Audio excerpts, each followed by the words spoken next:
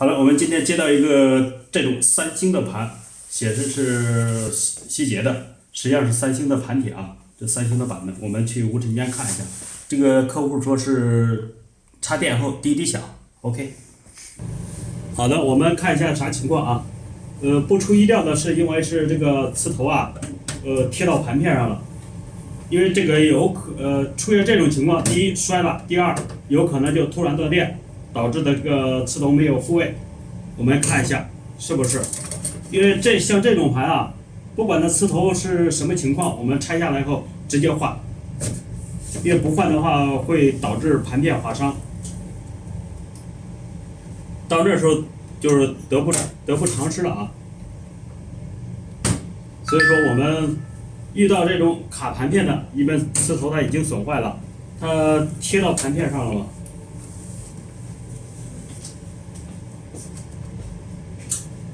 这个起的时候要小心点，因为它这个特别的薄，你手不小心就把手给拉破了。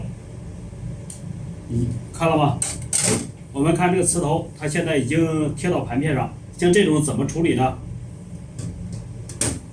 我们要温柔的对待它，然后第一把螺丝刀复位，这个要有专业的技术才去做啊！你自己复位，有可能咔就坏，就磁头就凉了，而且盘片也划伤了。我们看一下啊，这个需要一个巧劲儿，我们没有复位成功，因为它这个可能就是摔的啊。因为这个也变形了，我们只能把这个取出来以后，直接一会儿换磁头。里边有划伤啊，我们看一下里边有划伤。这个要有划伤的话就不好玩了，盘片一划伤，数据不好保。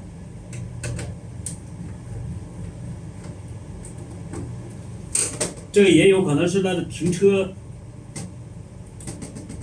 这停车这个坏了啊，导致的无法复位。我们现在也是磁头没有正常的复位，而且中间有划伤，那这个盘，哎呀，心里有点凉凉的感觉。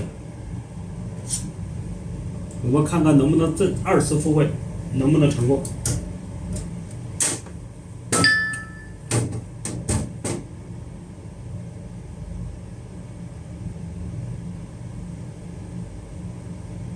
还是不行，我们必须换这个那啥吧。我们看一下啊，这个它已经损坏了，这个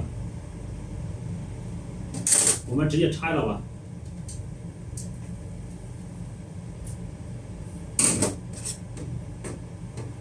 因为不换这个东西，如果要换个好的磁头上去，它也是直接打坏。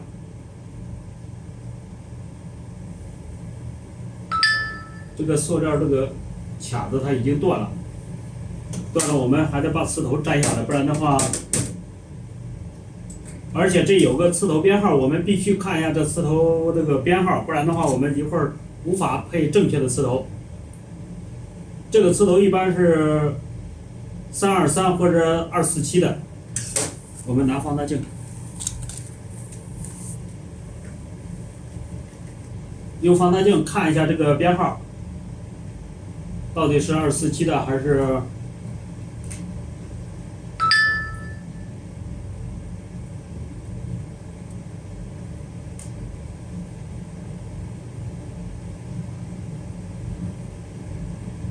这个字儿特别的小啊，323的，这磁头是323的，那我们待会儿找一个323的，然后还得找一个这个停车架。因为这个停车架呢，你要是不换一个，然后你换多少磁头它会坏掉。像这种硬盘基本上确定它是摔过了啊，因为不摔过很少磁头架损坏的，有可能是重力摔过，而且盘片有划伤，这数据注定也是不全的。